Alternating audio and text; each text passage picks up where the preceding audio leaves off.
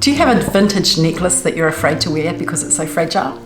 Hi, my name's Carol. Welcome to my channel. It's lovely to have you here. So I inherited a few pieces from my mum, and I've been really worried about wearing them because they are really fragile and I didn't want them to break. So today what I'm going to do is I'm going to walk you through the process of how you restring a necklace, just in case you need to do the same, and I'll let you know everything that you need to do that as well. So let's get started.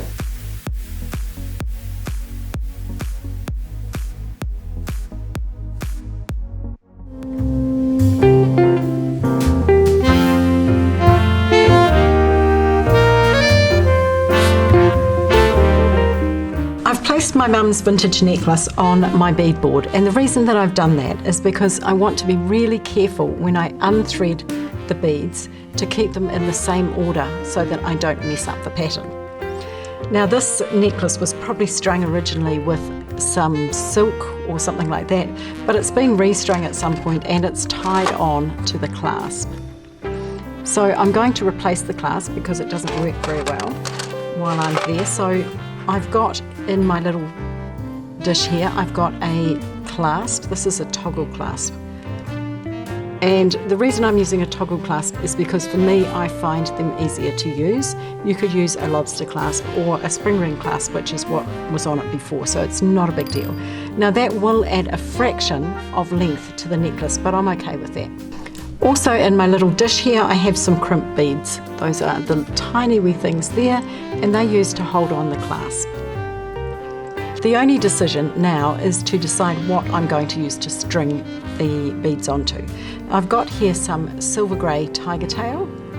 Tiger tail is an incredibly strong material and you cannot break it, so that's a really good option. I've also got some white tiger tail, and this one's quite thick. And I've got some clear nylon filament.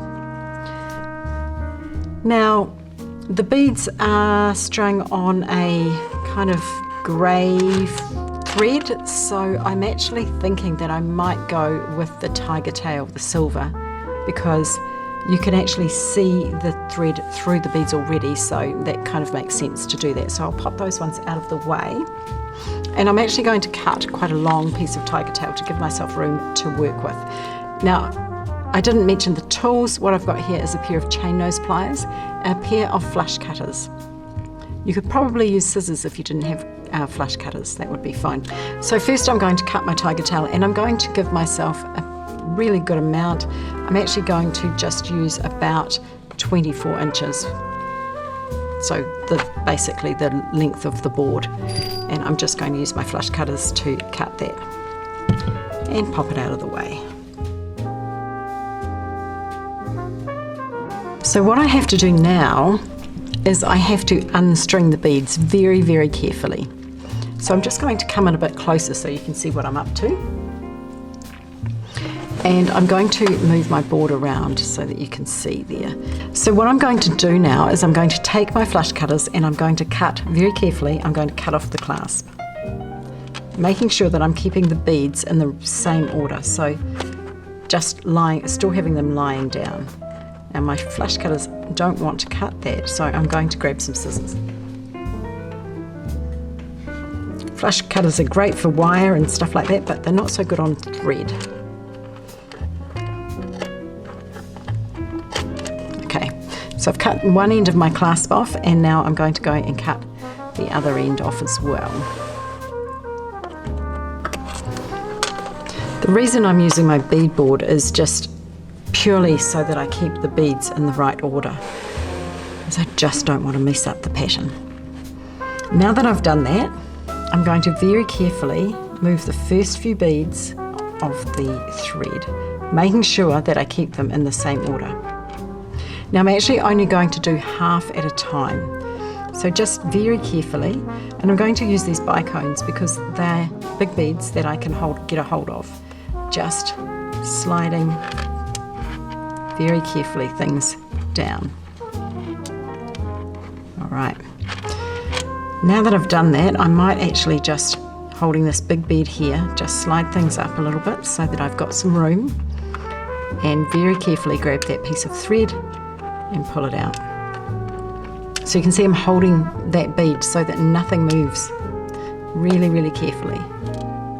Now, if you don't have a bead board, you could do this just on a table, just laid out flat, but you just need to be really, really super careful.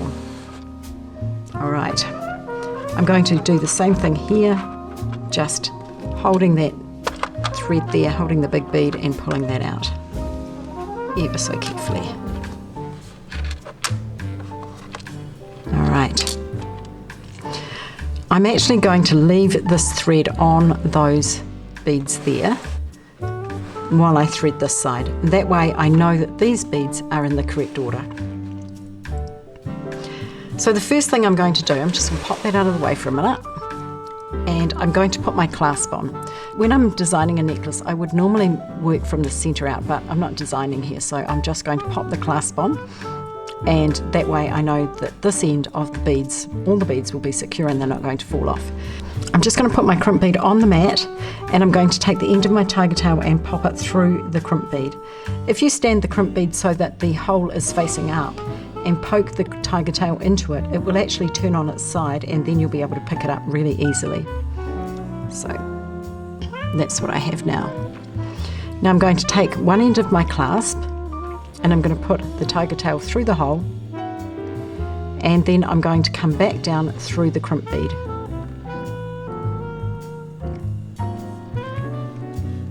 So basically this is what I have now. I've got the tiger tail going twice through the crimp bead and once through the loop of the clasp. And I'm just going to push that crimp bead up towards the clasp. Now the idea here is to get it nice and close so that you don't really see the tiger tail between the crimp bead and the clasp, except that you do need your clasp to be able to move. So you don't, if you push it up too tight, which I'll show you, sometimes your clasp won't move. So I'm not going to push it up quite that tight. I'm just going to get my chain nose pliers and I'm going to give my crimp bead a good squeeze. So basically I'm flattening it. And that's what I have now. So you can see the two pieces of tiger tail going through on either side of the crimp bead, and it's nice and flat. And if I give that a pull, nothing is going to come undone. It is secure, really, really secure. Now I'm going to trim my end a little bit, just to make it a little bit shorter.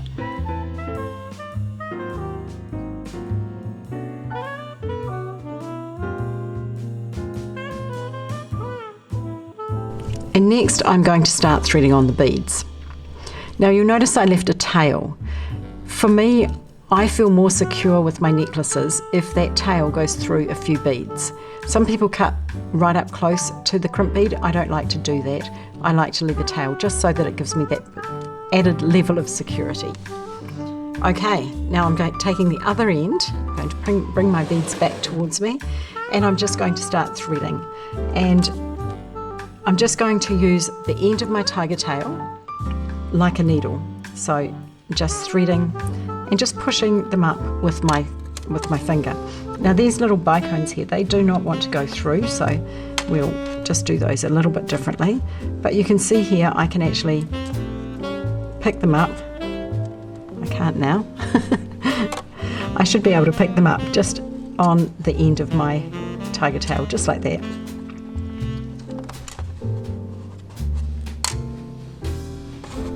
And sometimes they want to run away. And just pushing them down. Just being very careful to make sure that they are in the same order. Now if you do mess up the order, you can actually refer to the other side there, and you'll know exactly which order you need to thread them on. That's why I left that one on the string while I did this side.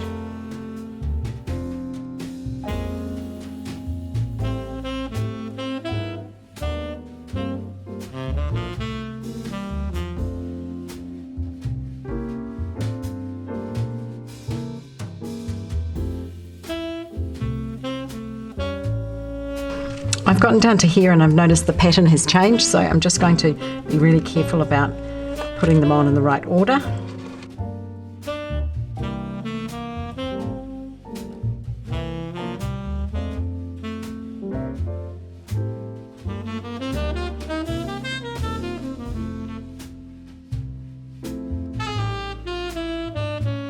I'm strung on half of my beads, and I've made sure that I've got the right pattern, so you can just do that. You can actually just check if you want to just make sure that the pattern looks right. And now I'm going to carefully, just moving my tiger tail back out of the way, I'm going to really carefully remove the other side. And I'm going to do that in exactly the same way as I did before. Well, actually, no, I'm not. I'm going to hold my fingers there, and I'm just going to pull ever so gently this piece of thread out. It had a knot there, so I had to give it a bit of a pull, a bit of a tug. Just carefully remove your fingers, making sure that the beads don't stick to you, because that's the last thing you want. So now what I need to do is just double check that I have the pattern right still, because I don't want to thread everything on and not have the pattern right. So I'm just going to lay this one down and double check. So I've got 3, and then I've got a bicone, and I have 2. So I'm missing a bead here, which is interesting because I don't have a spare. So I needed an extra one there, and there's 2 and a bicone 2. So I think it possibly didn't have one. But what I might do instead is move the one from the end and put it in there, because it's better for it to be right in the middle than at the clasp. So I'm just going to double check my beads to make sure that they are in fact correct. And the pattern is pretty easy, so it should be fine to check it all and just make sure that you have them all. It looks good from there on in. So I'm just going to be 1 bead short at the top there, so that's okay. So now I will thread on these ones just the same way.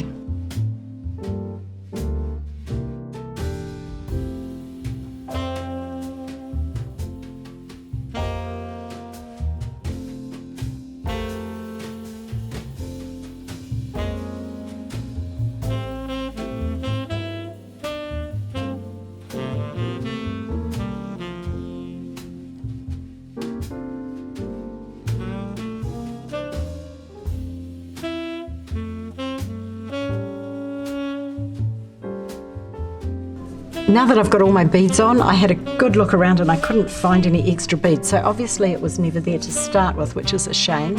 And I don't have one like it. So I'm actually just going to forget that it was there, and it'll be slightly uneven, but it's okay.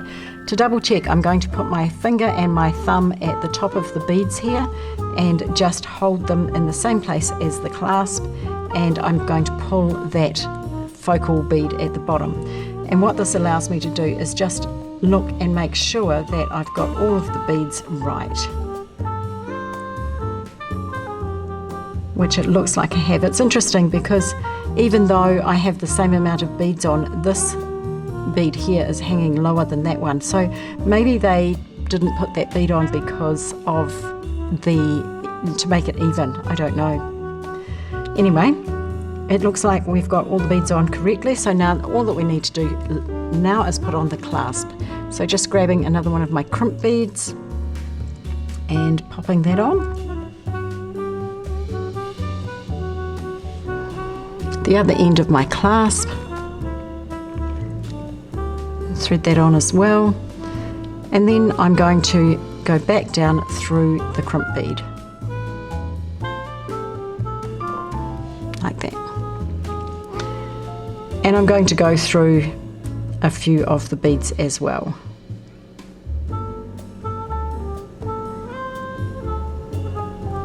Okay. And now I need to make sure that there's no gaps in the necklace. So I'm just going to pull that tail, holding onto the end of the toggle clasp, and pull it so it's nice and tight, and just holding that in my left hand there, or your right if you're left-handed. I'm just going to make sure that there's no gaps, because the last thing I need is to have gaps in my necklace. So now I need to crimp that bead, so I'm going to take my chain nose pliers again and just, you can see it there, and just double check that that is not too tight and it still moves around, which mine does, and I'm just going to give that bead a good squeeze. Didn't quite get it, so there we go. A little bit of space is okay, like I've got just a little bit there, and that's absolutely fine. It allows you to your necklace to move a little bit. You don't want your beads on too tight. And now I'm just going to cut off that tail.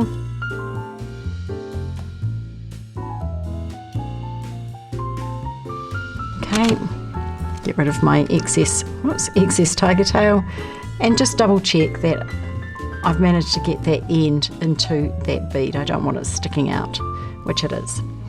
Okay, so there you go. There's my mum's vintage necklace, all restring and ready to go. And I'm really pleased that I did it, because now I can feel secure wearing it, not worried that it's going to fall off and beads go everywhere. So it's really great. So if you have a vintage necklace, or any necklace really that you need to restring, that is the way that you do it. I hope you've enjoyed this video. If you have, please subscribe to my channel and like the video and ring the bell so that you'll be advised every time I upload new content.